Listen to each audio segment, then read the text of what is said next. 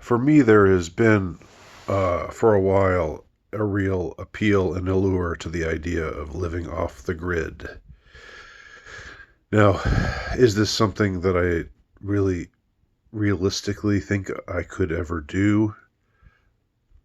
I don't know. I don't know. I know that I'm not an outdoorsman. I know that I don't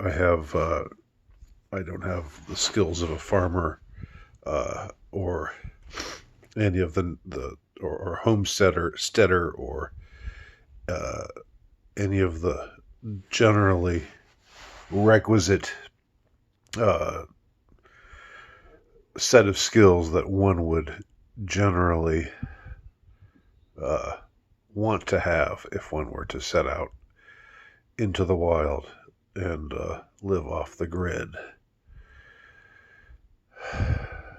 Nevertheless, the appeal is still there, and I don't know. Uh, I don't know how it will resolve itself, how it will take shape. Either I'll become more serious about it and learn a few things, learn a thing or two, like Thoreau did uh, when building his cabin in the woods, uh, or not, or it'll dissipate or it'll go in some other kinds of directions. And this impulse to live off the grid, I'll use it. Uh, you know, it'll it'll be diffuse in how it expresses itself. I won't, that is, actually go out into the woods and live by myself, away from everything. But I will maybe half-ass it. I don't know. That would be very me to half-ass it, or quarter-ass it even, or an eighth-ass it. Maybe even that. Hey, any percentage of it, any fraction of it. But I thought I would start to comment on some of the movies that I've seen, which touch upon this subject of somebody who's had it, a character who, or a group of characters who decide to live off the grid, who decide that civilization is falling to pieces, in the words of the character from The Great Gatsby, whose name I don't now recall. Um, and we are, instead of just sitting around while fiddling while Rome burns, let's go off far, far away from the maddening crowds and uh, make a way for ourselves, you know, in a in the peace and quietude of the wild. Not that the wild can't be pretty dangerous and unpeaceful and unquiet. God knows, but at least it's a different kind of uh, unquiet. It's a natural unquiet. You know, you're you're getting mauled by a bear. it's it's better to get mauled by a bear than to I don't know, uh, get hit by a Mack truck while you're uh, after you've fallen from a branch where you're uh, like uh, uh, like Marty McFly's father. You're peeping into some girl's window and masturbating. Uh, you fall out onto the road and get hit by a truck and die. Um, maybe there's more of a purity in just getting mauled by a wild bear. I don't know. Um, uh, I'm being kind of facetious right now. The movie that I saw not long ago is called. It's It has a very simple name, but I can't think of the name of it right now. I wanted to say The Wild, but I don't think it's The Wild. I'll remember it as soon as this video is over. And the movie stars Robin Wright, formerly Robin Wright Penn, and it was directed by her also. And it's none of these kinds of movies are going to be action packed. They're all going to be kind of slow moving and deliberative and meditative and ruminative. And it's not everybody's cup of tea. It's not every audience goer's cup of tea, for sure. But I rather enjoyed how this movie kind of built from the mystery of who this woman was. She's obviously in mourning. She's obviously just grief-stricken, and we get the feeling she's lost some people who are very important to her. We later find out that it's her husband and her son, although we don't find out exactly how they died until the very end. But the movie just lingers in the mystery of who this woman is, why she's doing what she's doing. But what I do like about it is she similar to how I would be in this kind of circumstance. She's very determined to just go out on her own and to eschew modern technology. She throws away her cell phone. She hangs up on a call where she's talking to her sister, and then flings her cell phone away in a town nearby where the place is where she's going to go try to rough it. This log cabin sans electricity out in the wilderness. I guess Wyoming or thereabouts. Beautiful, beautiful countryside, mountainous countryside. So she gets taken out there, and then she just tells the guy, who's the man who drives her out there, is very solicitous of her safety, and says, it's really not a good idea to be out here without a car. And she says, no, I'm fine. I'm going to be fine. She's very determined to do it. But at the same time, we know that she doesn't exactly know what she's doing. And it becomes just this disaster. And she nearly dies, but she's rescued by a couple of people who are a couple of hunters from a nearby Indian reservation. And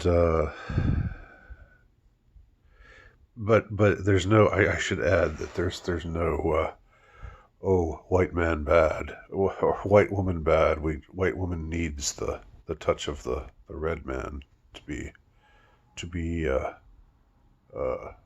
whole again. There's none of that crappy propagandistic crap. And I should also say that Robin Wright, I have, there's evidence to me that she's somebody who questions the role that she came to embody in Hollywood. Starting with, I guess, her role in The Princess Bride as the Princess Bride. And later, I know she was married to Sean Penn, and I'm sure that was not a pleasant thing. Just imagine being married to Sean Penn. But she made a movie, this bizarre movie that one of you recommended to me that was half cartoon, half real, and I also don't remember the name of it. But the name of the movie I'm talking about now is called The Land. That's what it is. It's The Land. So this prior movie, though, that was made a few years ago, was a rather strange, bizarre film. But it was one in which she which displayed, it kind of reminded me of uh, one of those Richard Linklater, one of the more out there, semi-pretentious Richard Linklater films, and I like a lot of Richard Linklater's work. I love Slacker, um, um, but this is like more like one of those half cartoon, half real kind of things where you're not really sure what the hell's going on, and so I didn't think this was a great movie, but it was an interesting movie, and it also it displayed that Robin Wright, who appeared in this movie as Robin Wright, she had some knowledge of herself as a commodity, and it was a very self-reflexive film in that regard. So, in this film, uh, anyway, the plot's not that much to speak of. She gets rescued. Um, she gets into this guy comes to visit her a few times. This man from the Indian tribe, who's a hunter, and he kind of helps her out with a few things, and but it doesn't go the way. It doesn't go the cliched way. They don't sleep together or anything like that. But there's a bond that's sort of forming between them, and then it ends uh, in a satisfying way, but in a way that's different from what you would expect. I'll just say that. And again, I didn't catch a whiff of there being any kind of agenda, um, because this guy had problems too. And so it was like, this lady who had her problems, this guy who was trying to help her out, but who had his own problems. It wasn't the white woman going off and being made whole again by the noble indigenous man. Uh, it wasn't a Dances with Wolves kind of agendized film. It wasn't anti-white. There were no racial politics whatsoever that I could detect. What I liked about it, though, was how Robin Wright's character was so determined to make it, even though she really didn't exactly know what she was doing. She was trying the best she could, but it wasn't working out. She had a vague idea of how to make it work, but it wasn't working for her at first. And, uh, there were all kinds of, a bear ravaged her food, and all this stuff happened. And so uh, I enjoyed, though, her determination. And it was partly determination. It was partly like, she kind of didn't want to be on the earth anymore.